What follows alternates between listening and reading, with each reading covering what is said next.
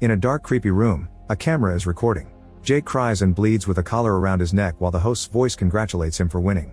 He was promised to go home after the game was over, but the host says that it's time for the final round. 3 boxes are then revealed and Jake must choose one. Jake pulls at a string to open a box and a shotgun appears. The host thanks Jake for playing and pulls a string to drag a toy that eventually fires the shotgun, killing Jake. Meanwhile, 4 friends arrive at a summer house. It used to belong to James' uncle, who self-deleted after his wife tanked his investments. To celebrate Anita's birthday, the group spends the whole day having fun. In the evening, James starts a game of truth or dare, but Anita doesn't trust her friend's prompts and passes. Melissa asks for a dare and James tells her to kiss Anita. However, Melissa doesn't want him to objectify her preferences and says no. James insists this is his house and he should get what he wants, and Anita admits she doesn't mind. The girls share a short kiss and then James tries to kiss Melissa too, but she immediately pushes him away. A furious James complains about their lack of cooperation.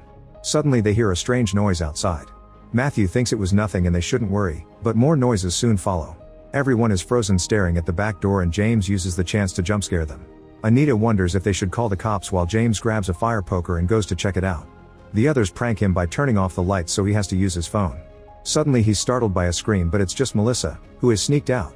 At that moment James finds something in the plants and brings it back inside. Everyone is shocked to see a camera with a tape that James wants to watch. Matthew thinks this is creepy and Anita believes it was a bad idea to bring it in. When James reminds her who owns the house, Anita points out that nobody here actually likes him and they just hang out with him because of his money, so she proceeds to destroy the tape. A furious James yells at them and says he wants them gone, saying horrible things about Anita's sick mom. For now the friends can only go to their rooms. Meanwhile, a mysterious person silently enters the house. James is having a shower and sees the bathroom door suddenly open. He grabs his razor and gets ready to defend himself as he's startled by a presence, but it's Melissa again. She says she may be interested in him and he shows her what's under the towel, yet she only laughs because it was another prank. Matthew starts picking up the trash in the living room, not seeing the shadow in the neighboring room. He notices that the light on the camera is red and when he finally turns around, the shadow is gone. After taking out the trash, Matthew goes upstairs and is shocked to find Anita unconscious. When he checks on Melissa, she's the same. He calls James but the mysterious person surprises him from behind with an injection. Matthew runs downstairs to look for James but he can't see him. He then runs outside and passes out. Sometime later the 4 friends wake up chained to a wall with a camera recording. They see their attacker whistling and moving some stuff around before leaving the room. James starts pulling at the chain to no avail and their kidnapper is amused by watching them on his security cameras in his dressing room. Afterward the man returns to the room and the group finally sees Barry, the masked host, who presses a button to bring the chains in. Then he does a countdown to start the show and the lights reveal some mannequins that are supposed to be the public. As music and recorded applause play from a speaker, he introduces the 4 players to the public, and Anita is shocked to hear he knows details about their lives. Barry wants the friends to play rock paper scissors but the group is confused, causing him to call for a commercial break and run back to his dressing room. When Barry gets some shears from a drawer, he accidentally hurts his hand. James thinks this is a prank for a reality show and Anita points out that shows don't give sedatives to their players, but James insists someone set this up. Anita reminds him he's the only one who can afford to do this. After bandaging his hand, Barry goes back with the shears.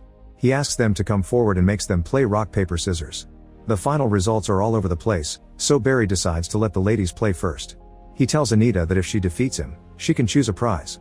Anita chooses paper and Barry chooses shoot by forming a finger. He admits his move is invalid and says she can choose her prize, scissors or shoot. She goes for shoot.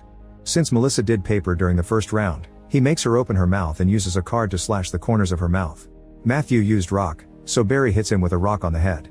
Next he cuts off one of James' fingers with the shears. Lastly he pulls out a gun and fires it at Anita, but only a flame appears. Instead he hits Anita on the wall by pulling back the chain, which knocks her out. A few hours later Anita wakes up. An argument ensues as James starts throwing accusations again.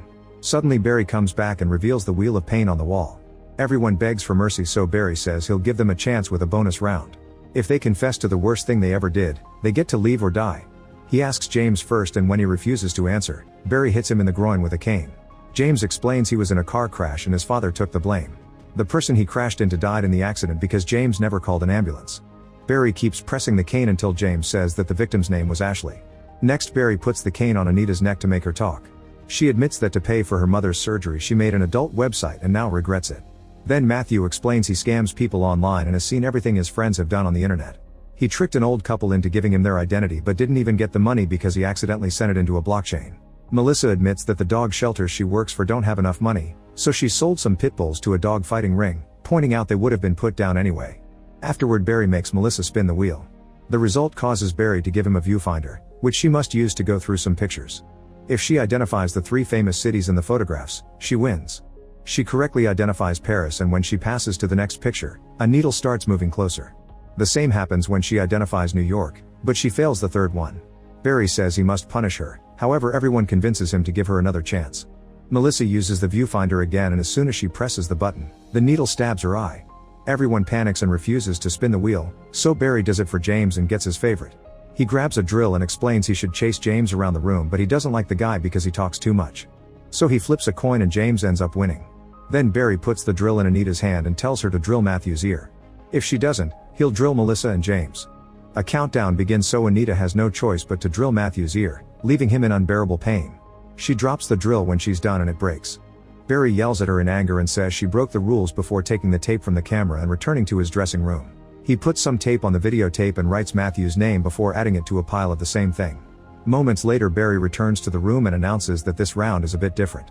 A screen calls the game wildcard as he explains the rules. 1 question, everyone answers, and the highest score wins. Barry says he's asked 100 people to name the body part that aches the most and wants them to guess the answers. Matthew says head, Melissa says knees, and Anita answers stomach. James keeps trying to reach Barry to beat him up, but the chain just makes him fall. Barry freaks out and his own answer is neck, because they are all a pain in his. Next, Barry pulls out some pieces of paper with the answers. Number 1 is head, 2 is muscles, 3 is neck, and 4 is feet. Matthew points out that these answers don't add to 100, and Barry finds a last piece of paper with stomach, which is higher than muscles. This means Melissa has lost the game. After pulling the chains back, Barry activates his hydraulic press. The machine starts lowering its ram above Melissa and pokes her head, but Barry stops it.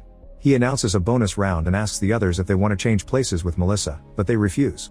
After Melissa begs for her life, Barry makes the ram go again and it cracks Melissa's head open. Afterward, Barry takes the tape away and returns to free Melissa's body while the lights flicker. He laughs as he drags the body away, leaving a trail of blood. In his dressing room, Barry takes off his mask and does to his face the same thing he did to Melissa's mouth. Other scars indicate this isn't the first time. Meanwhile, James keeps pulling his chain and hears a noise that he can't identify. At that moment, Barry comes back with a TV and plays a video of Rebecca strapped to a chair while also being tortured. Then he sits in front of Anita and takes off his mask. She says she's sorry before he puts it back on. The video then shows Barry killing Rebecca with a chainsaw. After Barry leaves the room, James says he looked familiar. Anita thinks Matthew knows she lied about the adult website, and Matthew confirms it before telling James that Anita used to work for the Barry Miller Show.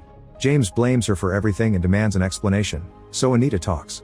Barry Miller used to be a very successful game show host and Anita was part of his crew. One day, she and her co-workers were watching the news and learned that their talk show host had been acquitted of all abuse charges because the victims withdrew their testimonies. Rebecca was disgusted and Anita wondered if the man could be innocent.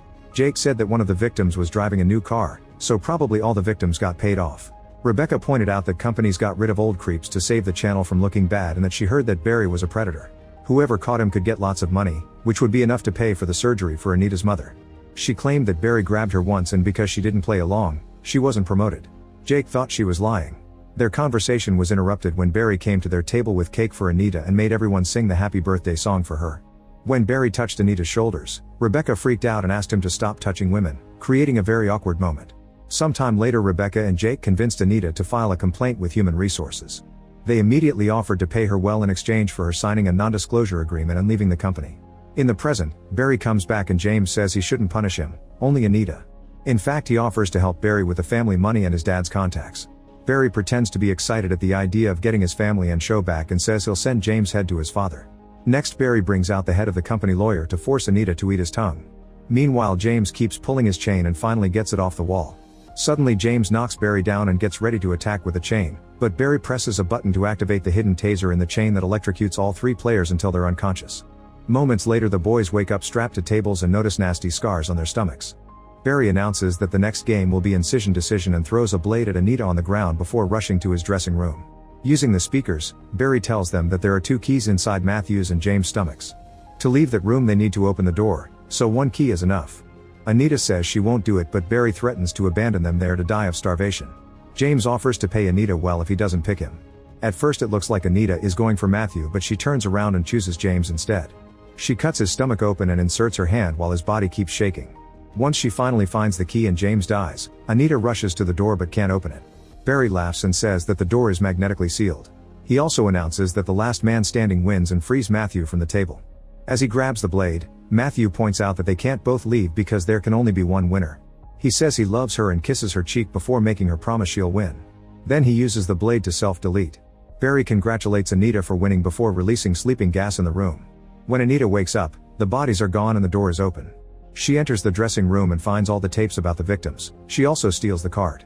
In the bathroom, she washes all the blood off her body.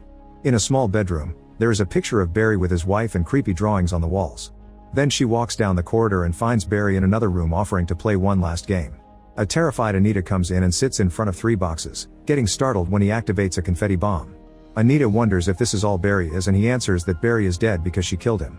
She offers to tell the world that she lied but Barry doesn't react, making her wonder if he did do something.